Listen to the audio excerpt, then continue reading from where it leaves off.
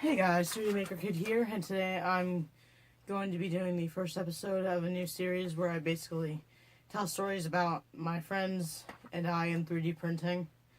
And today's episode is going to be about how I got obsessed with 3D printing. It all started on the 7th of August 2017 when I walked into a class/camp in the summer that was 5 days long, and it was all about 3D printing.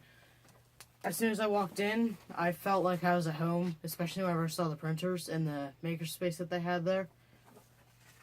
I had yet to see the downstairs, which was mainly like messy stuff, I guess you could say. We went over the rules, introduced to each other, and then we hopped on to Tinkercad and created these things. They're pieces to go on this, which was supposed to be a mini BattleBot. And worked out fine.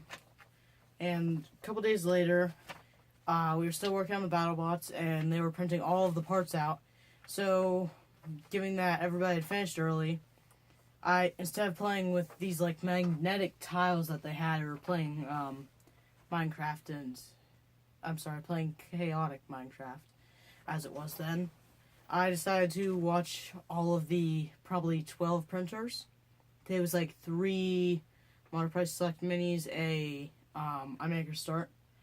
And about 10 minutes after I started watching them, the teacher came in and asked me if I had any questions about them. And I just started asking questions.